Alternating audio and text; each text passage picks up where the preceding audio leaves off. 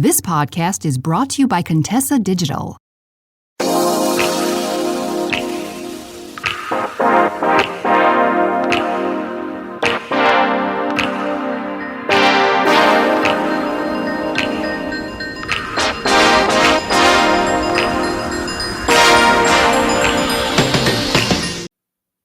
Well, it happened.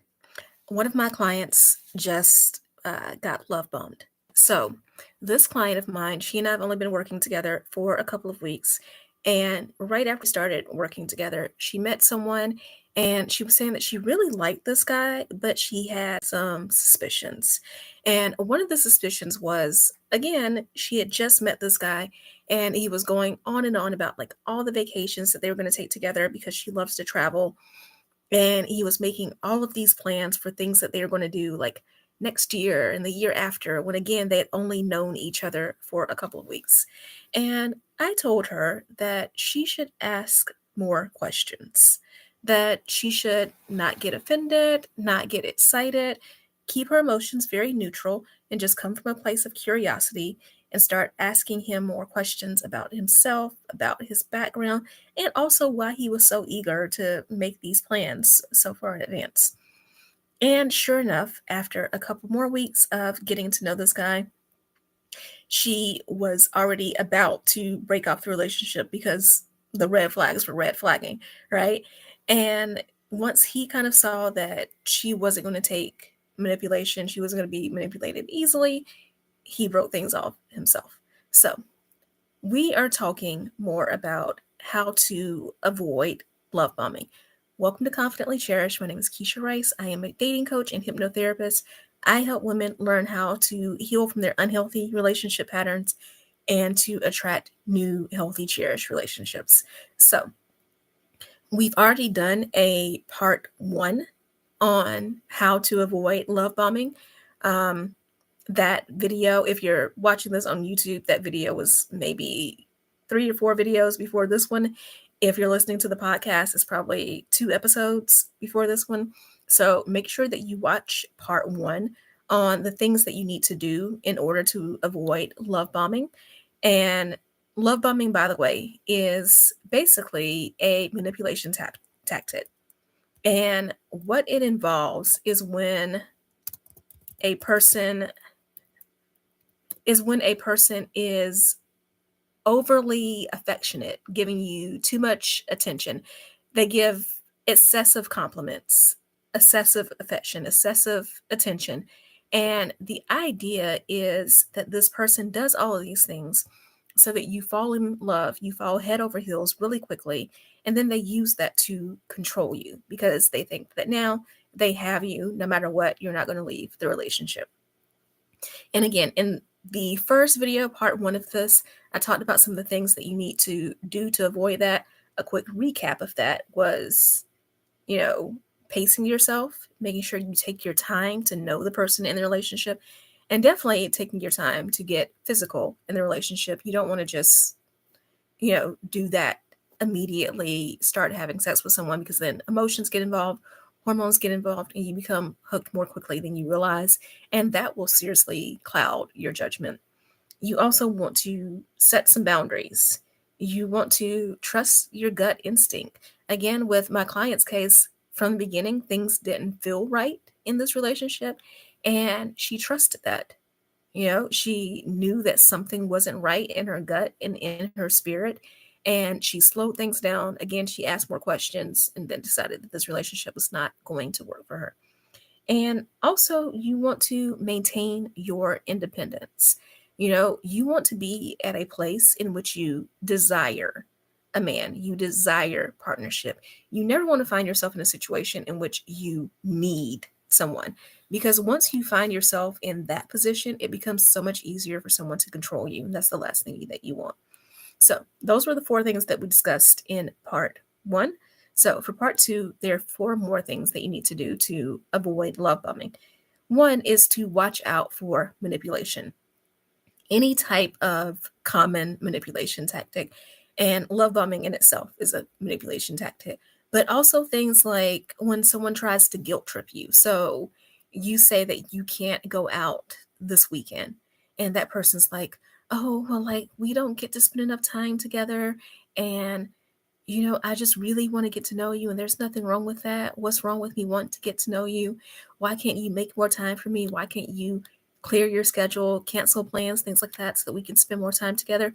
When someone is constantly trying to get you to change your mind, change your opinion, change plans in order to accommodate them, especially in the beginning of a relationship and you don't know them, that is a huge red flag. So you definitely want to watch for those types of manipulation tactics. Number two is to seek perspective. When you are in a relationship in which someone is love bombing you, one of the first things that they will try to do is isolate you. They will do everything that they can to get you away from your support circle. Even better if you don't have one. People who are more lonely in general are more primed to be controlled and manipulated and taken advantage of. And what I mean by that is if you don't have a great relationship with your family, with parents, siblings, and all that, you've gone low contact or no contact with them. If you don't have a lot of friends, if you are in a situation where you work alone a lot, so you work from home or you own your own business and you don't have a lot of employees and all, so you're pretty much working by yourself. And the reason for this is because if you are in situations like this, then you don't get a lot of outside perspective and outside opinions from other people because you're not talking to a lot of people all the time. And because of that, it is so much easier for a manipulator to get into your ear and to give you their opinions and feed you what they want you to hear because you're not getting other perspectives. So I understand if there were reasons why you had to go no contact or low contact with family. And I definitely understand in a post pandemic world being in careers where you're not spending a lot of time with other people. But this is why you want to, not just have romantic relationships, you want to focus on building up that friendship circle as well. You want to focus on also just getting outside perspectives in general. Now, I say this with a caveat because there's a lot of stupidity on social media, just a ton of it. But at the same time, there is something to be said for building a circle of trusted advice using TikTok, Instagram, podcasts, YouTube, all of that. Um, Finding people who are role models for you, people that give sound advice, people that you can look up to, people that you are inspired by, and then using that as also building a circle and having those voices in your ear. If you find yourself in a position where you don't spend a lot of time with a lot of other people, finding content creators who talk a lot about the signs of isolation and abuse in relationship can be very helpful so that you can hear what it is that you should be watching out for. So, because of that, you want to make sure that you always seek perspective. If you are in a relationship, if you're getting to know someone who is love bombing you, and by the way, this is not just romantic relationships, people can love bomb you in friendships as well. But if you are starting to get that vibe that somebody is way too pushy, coming on too strong, seek counsel, seek, a listening ear from other friends in your life, family members that you can trust. Um, Go online and look up what is love bombing. Watch other videos, in addition to this one and part one, but look up what these tactics are and evaluate. Am I being treated this way? Am I experiencing this? But always make sure you're getting those outside perspectives. Number three is look for consistency. One of the things that happens in relationships very often is when a relationship is unhealthy, there's a lot of chemistry in the form of chaos. It is a roller coaster. It's so passionate, it's so intense, and the emotions are highs and lows and highs and lows. That is not what you want. A healthy relationship should be a little bit boring because it's not that you don't love the person and care about the person and that you don't have any passion or any intimacy. You have those things, but at the same time, your emotions are not all over the place. It is more steady, it is more even keel. And when you are with someone who is inconsistent, so their emotions are all over the place, hot and cold, or their behaviors are hot and cold. One minute they're all over you, the next minute they go ghost, and then they come back and they're all over again. This is someone who is being very manipulative, and you don't want, nor do you need that in your life. So you want to make sure that what you do is you seek consistency. You desire consistency in a relationship. And someone who can't give you that through their emotions and through their behaviors is not someone that you want to deal with in your life. And then the fourth thing is, it kind of piggybacks off of this, is to beware of too much intensity. I did a TikTok video about this recently where I was saying that you don't have crazy chemistry with this person. You're not digmatized, like the sex isn't like so off the charts great. The fact is that you are traumatized. So you might feel this insane chemistry with someone because your trauma has bonded to their trauma. And because you both have that, and neither of you have healed from that, that is why you have attached so hard and so intensely. That's all well and good until one of you decides to heal. And then once that happens, the two of you are no longer going to have anything in common. And then that relationship is going to fall apart. That is not what you want. You don't want to be bonded with someone over trauma. Then at the same time, this whole thing of I see women talking about being stigmatized. The sex is so good that they have to stay in the relationship, right?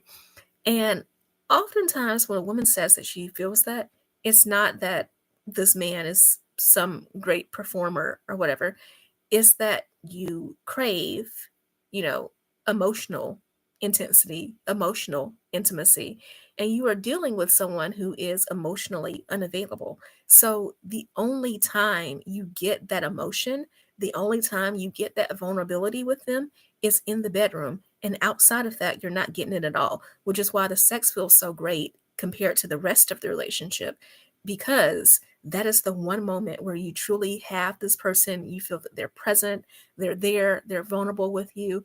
You feel like they're more emotional with you. And then the other 23 hours and 10 minutes of the day, or 50 minutes of the day, um, you're not getting that at all. So then again, it makes the sex, talking about roller coasters, that is the top hill of the day, and everything is downhill from there. It's also not a relationship that you want to be in. And you don't want a ton of intensity at the beginning of a relationship in general, whether that is physical or even someone who's incredibly emotionally and conversationally intense. Anyone can be on their best behavior when you first meet them.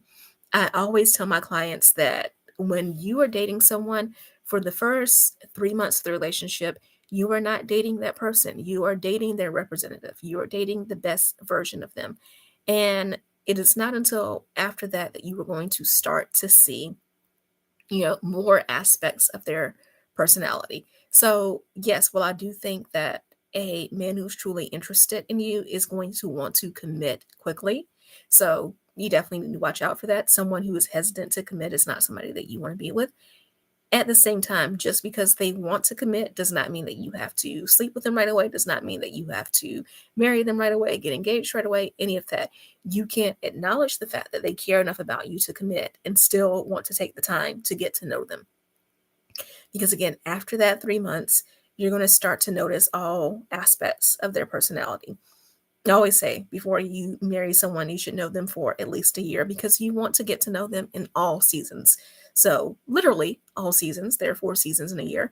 But also, you want to see what this person is like when they are angry, when they are sad, when they are happy, when they are disappointed, when they are frustrated, when they're overjoyed. You want to experience this person in all of those emotions so that you know what you can expect going ahead in the future. And someone who is just right off the bat incredibly intense, first of all, they're likely to fizzle.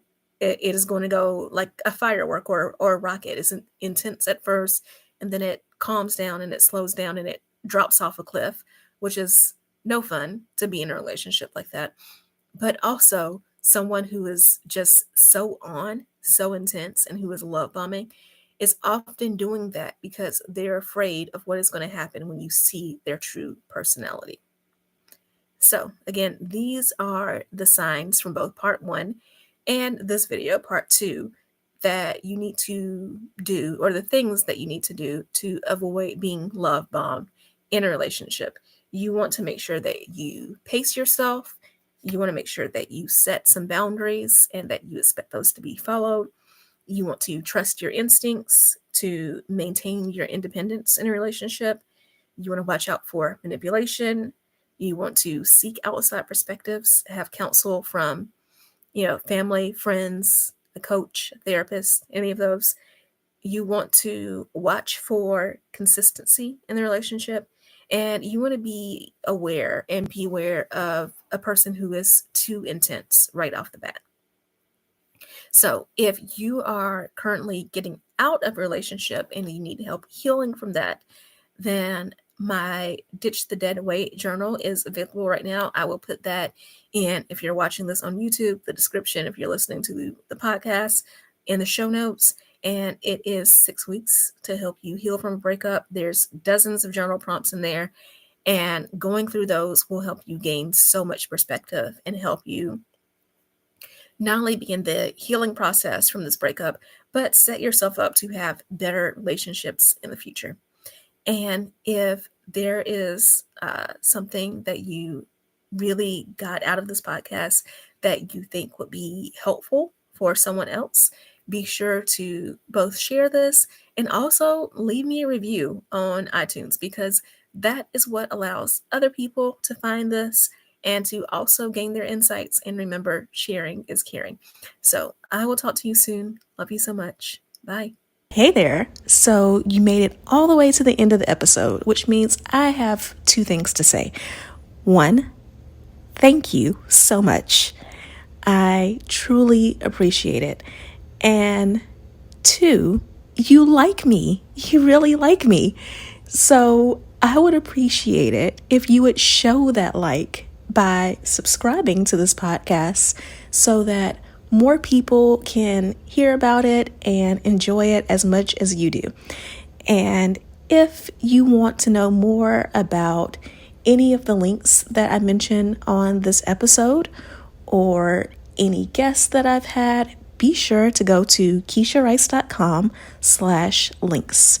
That's KeishaRice.com/links. I can't wait to talk to you again in the next episode. So see you then.